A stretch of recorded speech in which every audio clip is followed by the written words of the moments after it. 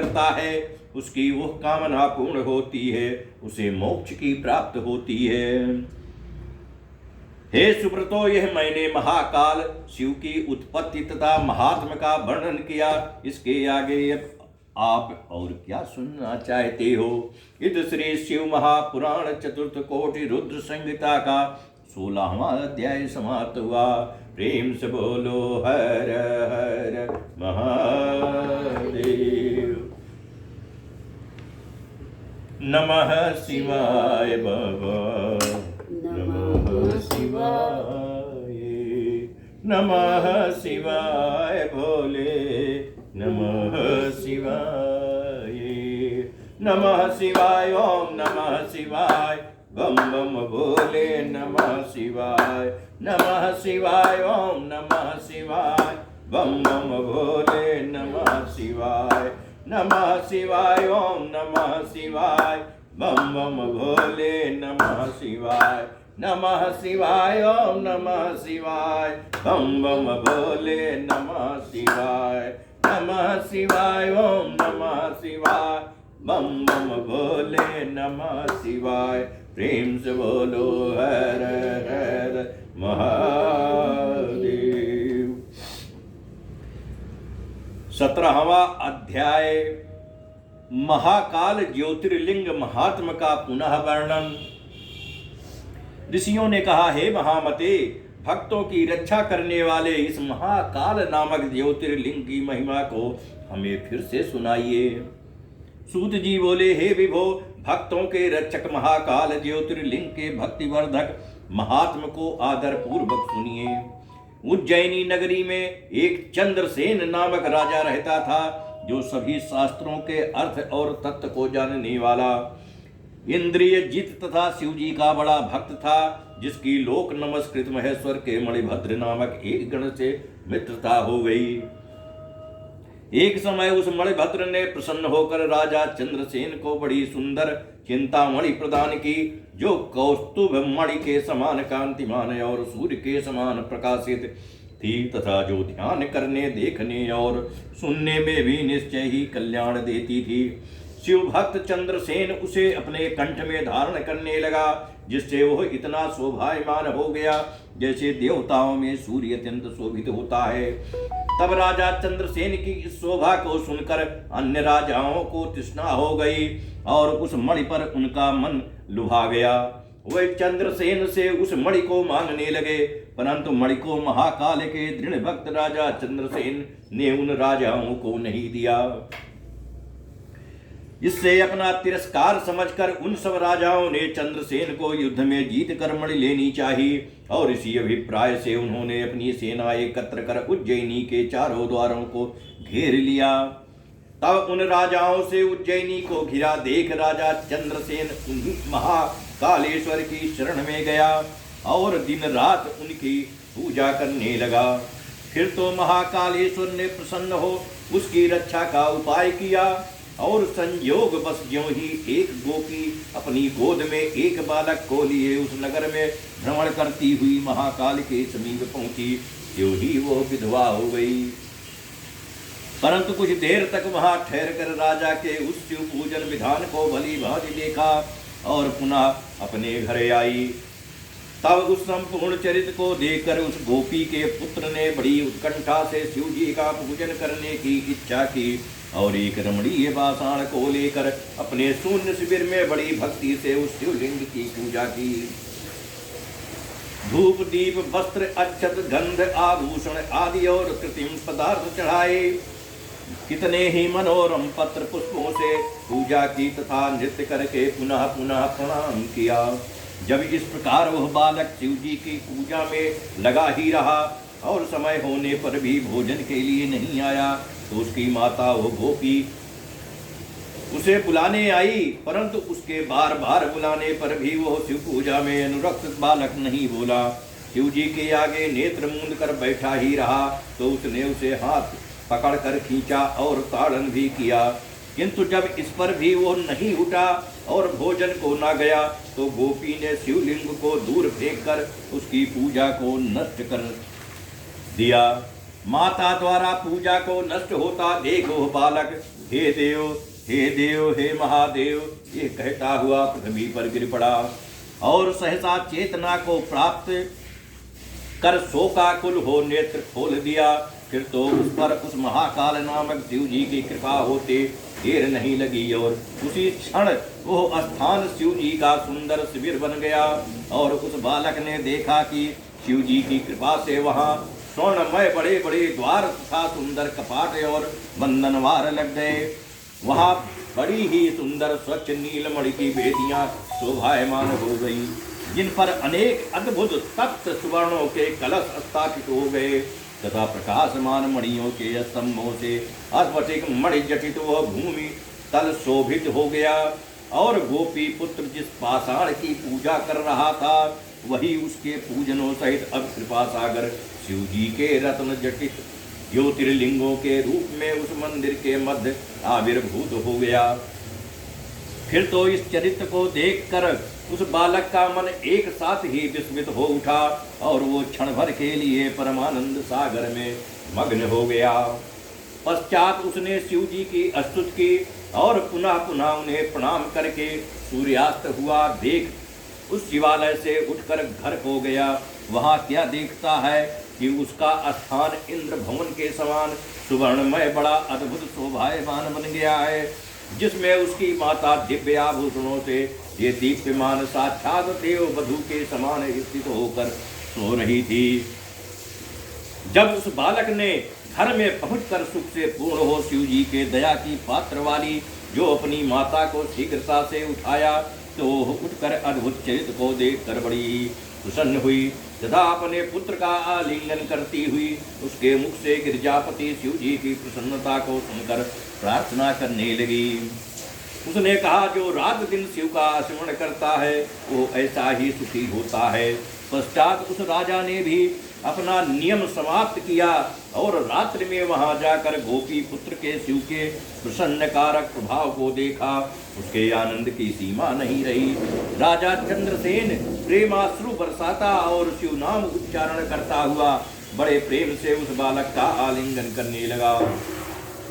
उस समय अद्भुत दृश्य उपस्थित हो गया। सब लोग हर्ष से शिव कीर्तन करने लगे। इस अद्भुत चरित्र युक्त शिव महात्म्य के देखने से नगर निवासियों की वो रात्रि क्षण भर के समान व्यतीत हुई। इधर प्रातः काल सब राजा उस नगर को घेर कर राजा चंद्रसेन से युद्ध करने के लिए उपस्थित हुए। इस समाचार को सुनकर उन्हें बड़ा आश्चर्य हुआ और उन्होंने कहा, राजा चंद्रसेन तो शिव का भक्त है और यह उज्जैनी नगर तो महाकाल की नगरी है, जिससे इसको जीतना असंभव है। भला जिसके नगर में ऐसे शिव भक्त बालक हैं तो राजा चंद्रसेन का क्या कहना, जो महेश्वर का एकमात्र सेवक है। यदि हम लोग इसके साथ विरोध करेंगे तो शिव जी अवश्य ही हमारा विनाश कर देंगे। अतएव ये तो मित्रता करने योग्य है, ऐसा करने से शिव जी हम पर कृपा करेंगे। ऐसा निश्चय कर उन सब राजाओं ने युद्ध का विचार त्याग महाकाल की नगरी में प्रवेश किया तथा राजा चंद्रसेन से मित्रता कर महाकालेश्वर शिव की पूजा की। इसके पश्चात उन सब राजाओं ने राजा चंद्रसेन के भाग्य की प्रशंसा की और उस दिव्य गोपी के घर गए जिसका पुत्र बड़ा ही शिव भक्त था। वहां भी राजा चंद्रसेन सहित उन सब ने शिव की पूजा की और गोपी तथा उसके पुत्र ने उसका स्वागत किया। राजाओं ने प्रसन्न हो उस शिव भक्त गोप के पुत्र को बहुत सी वस्तुएं प्रदान की तथा सभी राजाओं ने संपूर्ण देशों में जितने भी गोप थे उनमें उसी को राजा बनाया। इसी समय वहां सब देवताओं से पूजित वानरों के राजा हनुमान जी प्रकट हो गए, जिन्हें देखकर सब राजाओं ने नम्रता से उन्हें प्रणाम किया और उन सब के मध्य में पूजित वानरों के स्वामी हनुमान जी ने उस गोप पुत्र का आलिंगन कर सब राजाओं की ओर देखकर ये कहा कि हे समस्त राजाओं, हे मनुष्यों, शिव जी के बिना अन्य कोई मनुष्यों को गति देने वाला नहीं है। देखो, इस गोप पुत्र ने तो बिना मंत्रों के ही अपने स्वाभाविक प्रेम से कल्याणकारी शिव जी की पूजा की है और जिसे आज बड़ी कीर्ति प्राप्त हुई है। यही नहीं, यहाँ समस्त भोगों को भोग कर अंत में मोक्ष प्राप्त करेगा तथा इसके वंश की 8वीं पीढ़ी में यहाँ यशस्वी नंद नामक एक ऐसा पुरुष उत्पन्न होगा जिसके पुत्र रूप में स्वयं नारायण कृष्ण उत्पन्न होंगे तथा आज से लेकर यह गोपी पुत्र संसार में सीकर नाम से लोकों में प्रसिद्ध होगा। ऐसा कह शिव के अवतार अंजनी पुत्र हनुमान ने सब राजाओं सहित राजा चंद्रसेन को कृपा दृष्टि से देख उस बुद्धिमान गोपुत्र सीकर को बड़े प्रेम से शिव जी को प्रिय लगने वाले आचार का उपदेश दिया। पश्चात उन सब के देखते देखते हनुमान जी अंतर ध्यान हो गए और सब राजा चंद्रसेन का बहुत सा सत्कार कर अपने अपने स्थान को चले गए। पश्चात सीकर नाम प्राप्त कर उस गोपुत्र ने बहुत से परम तेजस्वी और धर्मात्मा ब्राह्मणों के साथ बड़े प्रेम से महाकाल शिव जी की सेवा की। समय आने पर दोनों मोक्ष को प्राप्त हुए। इस प्रकार यह महाकालेश्वर ज्योतिर्लिंग सत्पुरुषों की सुगति, स्वर्ग तथा शिव भक्त देने वाला और सब प्रकार से दुष्टों का दमन करने वाला तथा भक्तों पर दया करने वाला है। इस श्री शिव महापुराण चतुर्थ कोटि रुद्र संहिता का 17वां अध्याय समाप्त हुआ। प्रेम से बोलो हर हर महादेव। नमः शिवाय बाबा, नमः शिवाय, नमः शिवाय भोले, नमः शिवाय, नमः शिवाय ओम नमः शिवाय, बम बम भोले नमः शिवाय, नमः शिवाय ओम नमः शिवाय, बम बम भोले नमः शिवाय, नमः शिवाय ओम नमः शिवाय, बम बम भोले नमः शिवाय, नमः शिवाय ओम नमः शिवाय, बम बम भोले नमः शिवाय, नमः शिवाय ओम नमः शिवाय, बम बम भोले नमः शिवाय। प्रेम से बोलो हर हर महादेव। दोस्तों यहीं पर कथा विराम ले रही है। अब हम लोग आरती करने चल रहे हैं, प्रेम से सहयोग कीजिए। ओम जय शिव ओंकारा, ओम जय शिव ओंकारा, ब्रह्मा विष्णु शिव वरदांगीधारा, एकानन चतुरानन पंचानन राजे हंसासन आसन विषवाहन साजे, दो भुज चार चतुर्भुज दस भुज ते सोहे, त्रिगुण रूप निरखते त्रिभुवन जन मोहे, अतिमाला वनमाला मुंडमाला धारी त्रिपुरारी घनसारी करमाला धारी, श्वेतांबर पीतांबर बाघांबर अंगे सनकादिक करुणादिक भूतादिक संगे, हर के मध्य कमंडल चक्र त्रिशूलधारी सुखकारी दुखहारी जगपालनकारी, ब्रह्मा विष्णु सदा शिव जानत विवेका गुणवाचर में गुणवाचर के मध्य ये तीनों एका, त्रिगुण शिव जी की आरती जो कोई नर गावे, कहा शिवानंद स्वामी मन वांछित फल पावे। ओम जय शिव ओंकारा, ओम जय शिव ओंकारा, ब्रह्मा विष्णु सदा शिव वरदांगीधा, कर्पूर गौरम करुणावतारम संसार सारम भुजगेन्द्रहारम सदा वसंतम हृदयारविंदे, ओम भवानी चैतम नमामि। त्वमेव माता च पिता त्वमेव, त्वमेव बन्धुर्सखा त्वमेव, त्वमेव विद्या द्रविणं त्वमेव, त्वमेव सर्वं मम देव देव। अहमावाहनं न जानामि विसर्जनं, पूजां चैव न जानामि चमसु परमेश्वर, अमन्त्रहीनं प्रियाहीनं भक्तिहीनं सुरेश्वरा, यदि पूजितं मया देव प्रसीद परमेश्वरा।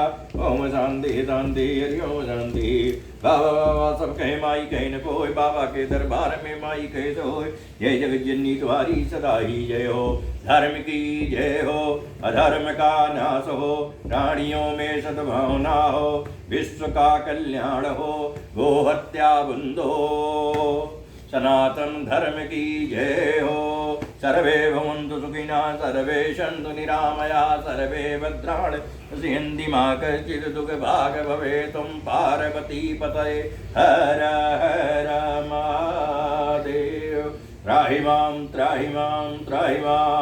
जो गलती भई हो पूजन में क्षमा कर दीजिए।